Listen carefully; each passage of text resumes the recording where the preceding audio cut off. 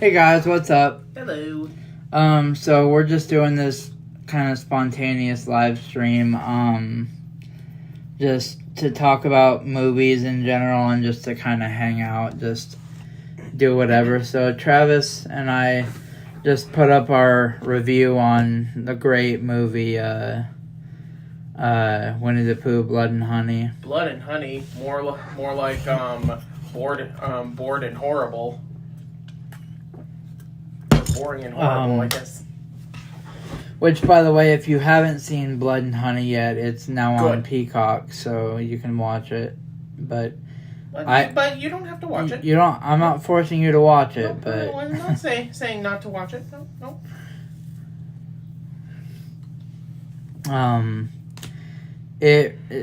Let's talk a little bit about Winnie the Pooh. Let's talk about a little bit what we talked about in our video. So, first of all, let's open up what we talked about first in our video. You go first, Travis. I would say that trying to think of some things that we haven't discussed that we might have missed a little in our review that we had initially. It seems that it's just a random series of events that just occur. It just there didn't seem to be any plans for how it was going to be shot or how it was going to look. Yeah, I agree. It just seemed like, hey, we got these properties, let's just do something. Okay, are we going to do stuff? No, we'll figure it out as we go. Yeah. Like, I would be... Like, when I saw that it took about 10 days to film it, I could tell because it seems like, again, no plans whatsoever. It's just, they set the camera up and it's like, oh, we got it. Well, should we do another take? No, that's fine. Keep going. Yeah, like, what's the average amount of days or time it takes to film a movie?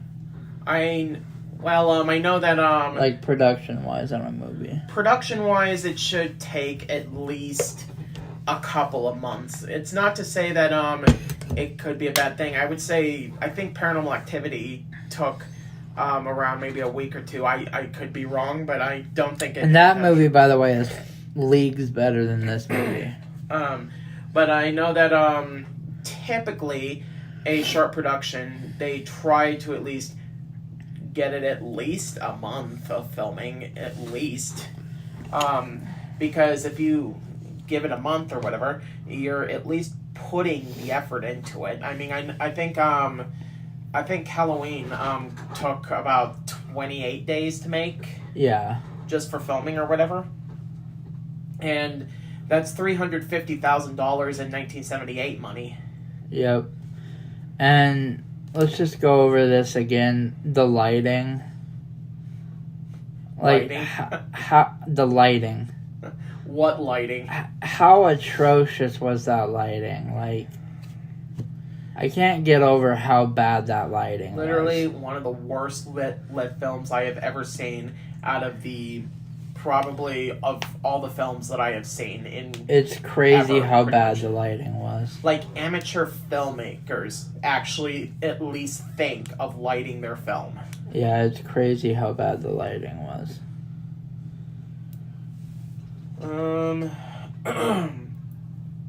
Characters are just one-dimensional cardboard cutouts. Yeah.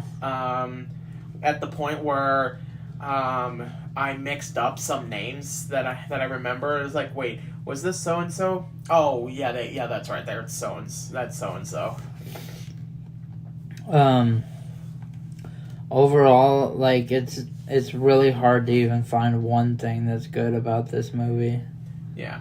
I think the only other good thing that I could potentially think if I really had to think about it, it's short.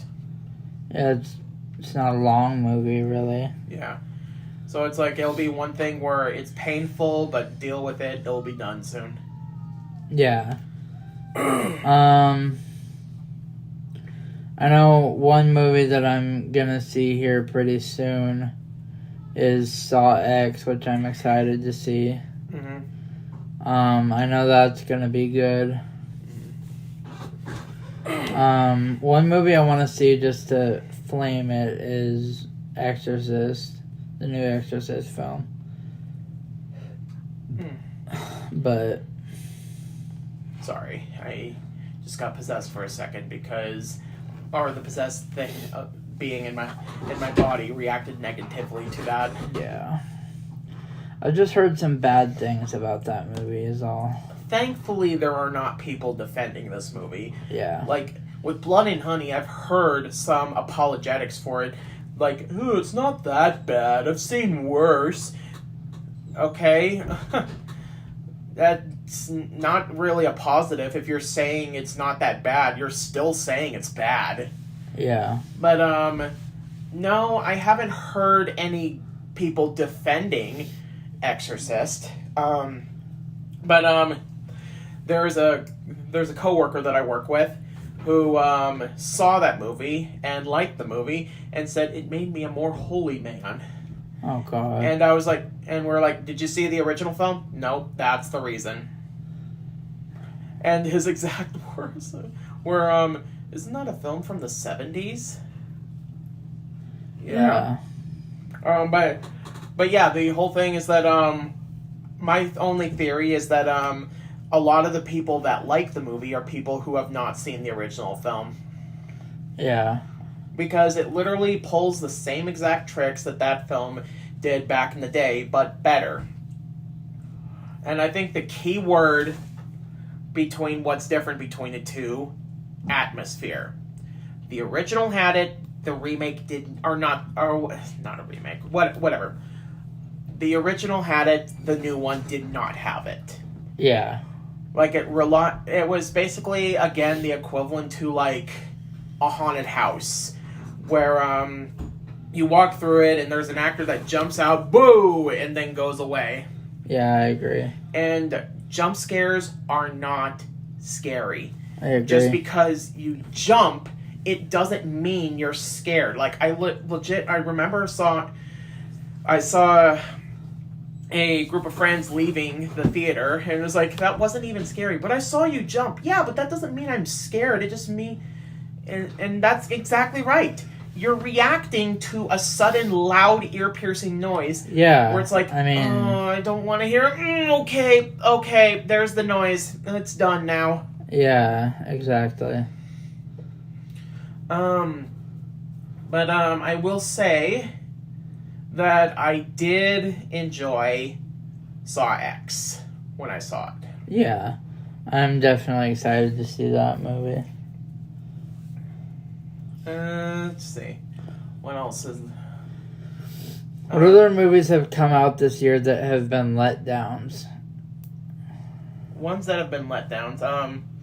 I would say by far, one of the top ones for me would have to be 65. Yeah. Because how do you make a movie about someone fighting dinosaurs with futuristic tech boring? How do you do that? Exactly. You would have to try to make that boring. Exactly. Like, slight little spoiler for 65. You know that part in the trailer where it shows, like, where he's walking, where Adam Driver's, like, walking through the water or whatever, and there's a giant dorsal fin behind him? Yeah, that's the entire scene. Oh, wow. It never attacks him. It doesn't do anything. You just see the dorsal fin, and the most it does is it eats some crew members that died. That's terrible. That is literally all it does. That's terrible. And there's 3 T-Rexes, and they're both taken down with a few shotgun shells. Oh my God. That's it. He just fires like a series of shotgun from this futuristic gun or whatever. He just shoots them a few times, and they're dead. And the third one, he just basically takes to the Yellowstone hot spring and has the thing just roast it to death. How do you mess up a movie like that? Like, I have no idea how you make dinosaurs in that way boring, but they found a way to do it. They found a way to do it, exactly. Life found a way. Life, Finds a way. And the thing is, as soon as I saw from the creative team from A Quiet Place, it's like, that is usually a bad sign that a movie is not going to be good. Mainly because if you have to say from the creators of critically acclaimed film here, it tends to be you're compensating. You know the film's going to be bad, but it's like, oh, yeah. I like Quiet Place. I'm gonna go because it's by the same team. When literally the only relation it has is that they were both owned by Universal. Yeah, exactly. That's it. It usually doesn't have the same writing team. It doesn't have the same director. It doesn't even have the same sound department. Exactly. The only relation, it's done by the same production company. That's it. Or studio or whatever. Exactly.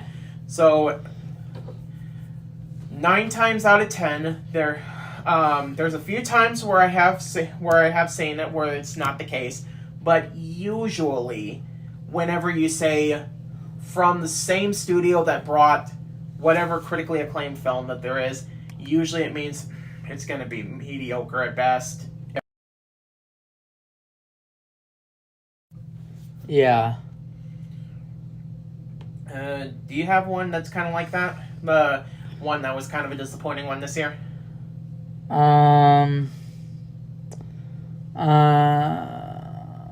Let's see. Trying to think.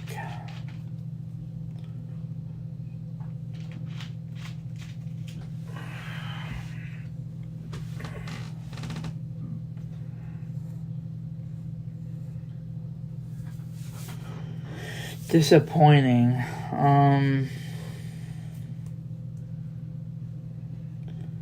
What would be one that's disappointing? Yeah, anyone that you probably thought was going to be great or at least good, and then it ended up not being good, or well,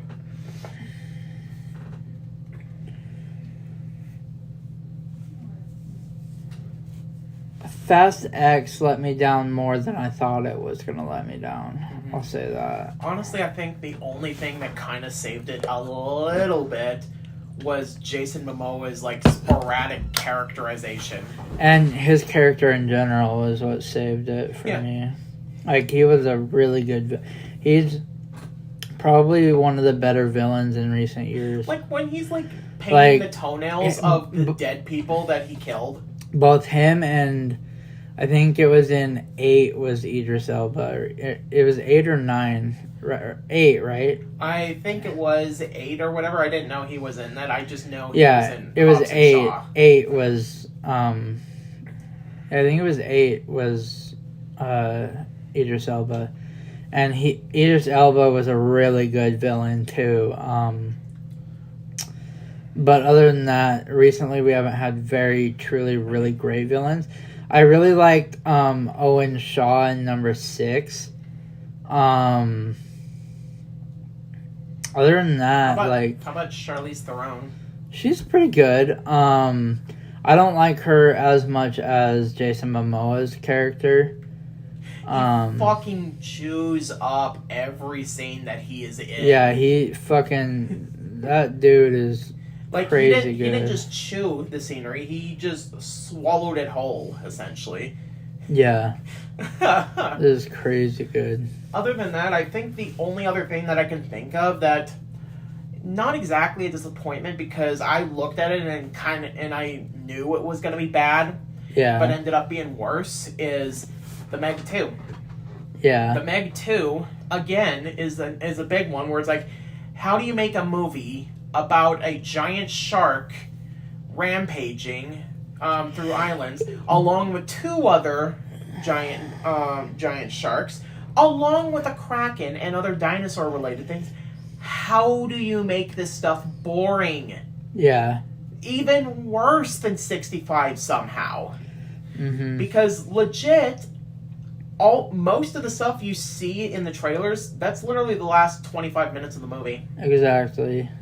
And other than that, another one is that I was expecting at least some dumb fun with Expendables 4, and it was surprisingly dull. Yeah. Now, here's another question I got for you. Huh. What was a movie you thought was gonna suck but ended up being good?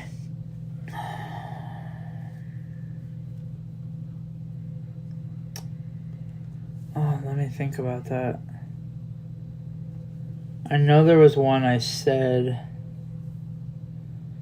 There was one I thought about, but I can't remember it. Or I should say, what the most surprising film was. Similar question, but different flavor. I know one that I didn't expect to like as much as I did was Barbie. Uh-huh. I didn't expect to like it as much as I did. Yeah. I absolutely love that movie. Mm-hmm. I can watch that movie a million times and not get sick of it. The part I was waiting for you to see was the John Cena cameo. And actually, they just did a parody on SNL last night of I'm Just Ken. It was Pete Davidson singing it, but it was I'm Just Pete. The fact that this guy came out of nowhere, nobody knows how he got famous. He just came one day and is like, all right, we'll make you a thing. Yeah. For me, I would say definitely the most surprising, or the one that I thought was gonna suck, but I ended up liking, was Saw X.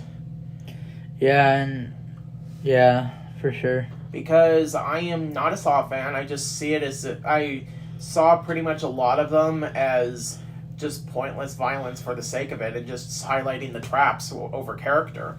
But this one actually went through character depth for Kramer. For sure. Which I actually really liked. For sure. So we just wanted to come on here and give you guys a little something to talk about. We're probably gonna end this now. It's a little short live stream. But be prepared on the 21st. It's my birthday.